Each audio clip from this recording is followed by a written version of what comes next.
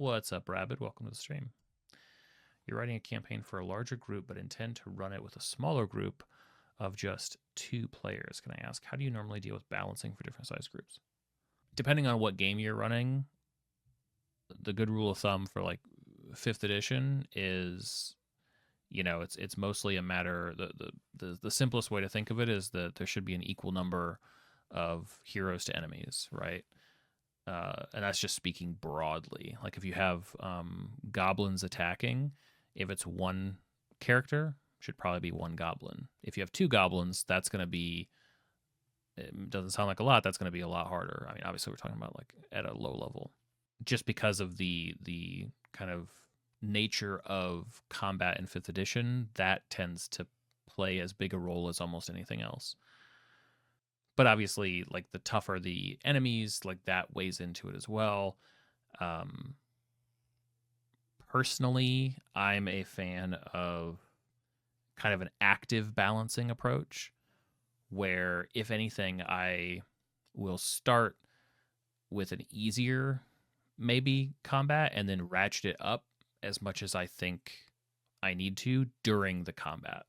So, one way or another, the fight is coming from my head, and whether I decide beforehand or I decide during the combat, I mean, in each of those situations, it's still coming from my brain.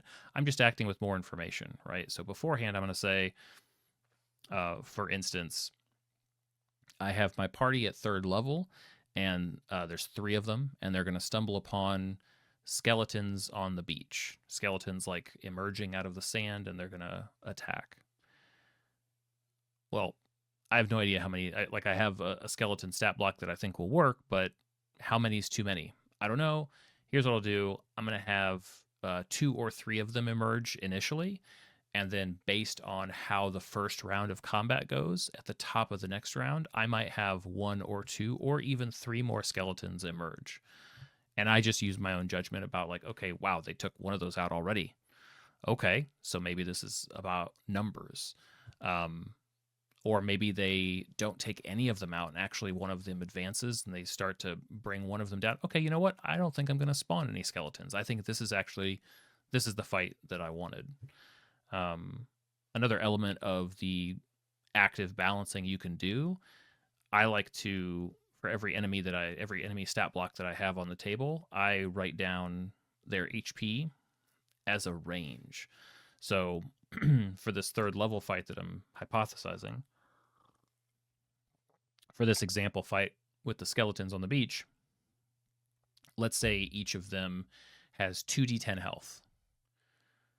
Well, I can write down 2d10, and I could take the average of that, which would be whatever. Or what I'm probably going to do is I'm going to say, well, 2d10 means that the minimum health any of them has is 2 hit points, and the maximum health any of them has is 20 hit points. But every one of these skeletons is going to have a variable HP.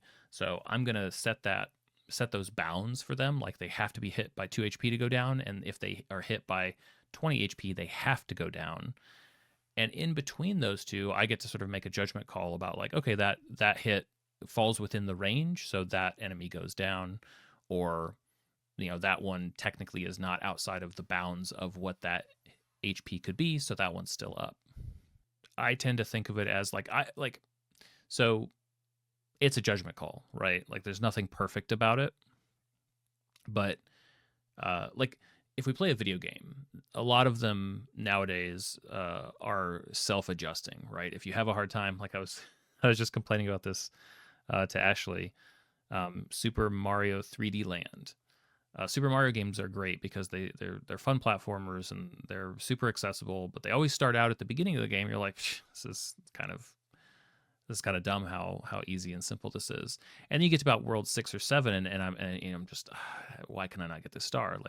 And if you fail like a couple of times in a row, like you repeat a level a few times, which I want to completely get all of whatever I need to get from the land before I move on. But if you die a couple of times at the beginning of the level without really calling it out, Super Mario 3D Land just puts a little block with like an invincibility star or whatever in it. And it's like, screw you, game. I can do this. I don't need your little boost.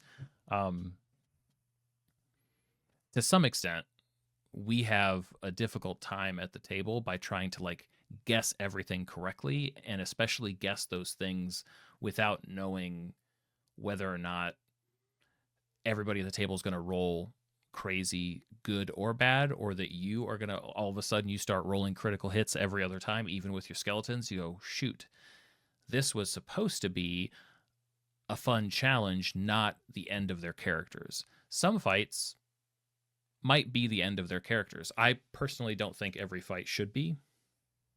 I think some fights, the job of the fight, like in the one shot that I'm working on, this initial combat is not supposed to be a knockdown, drag out, everybody could perish type of fight. It's supposed to provide an interesting kind of look at these creatures. It's supposed to help kind of establish the lay of the land of this area, and also to sort of encourage the party to think about these creatures as somewhat domesticated and ones that they can like put back in cages rather than they're sort of learning a few different things, and the objectives could shift and change. It's really not designed to be a fight that they all fall to. So as a result of that, if they all start to fall to it, I'm going to go, this isn't their fault.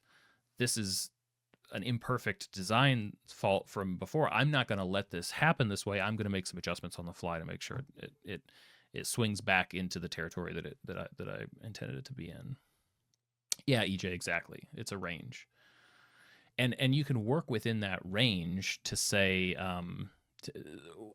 because I am sensitive to the idea that it feels kind of uncomfortably arbitrary, right? If we say, like we'll use your example, EJ, if we say that the HP is 130, so we're going to say that that's 110 to 150. I don't know if that would be a typical range. In my experience, usually it's a little bit more broad than that, but let's just say that's the range, 110 HP to 150 HP. That means that it cannot go down before it crosses that 110. And if it hits 150, it has to be gone. Like, this is my window of flexibility.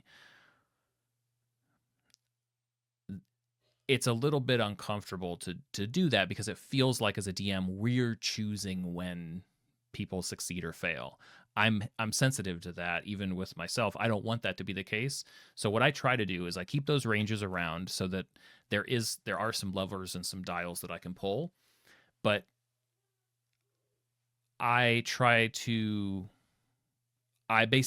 call the halfway status on myself.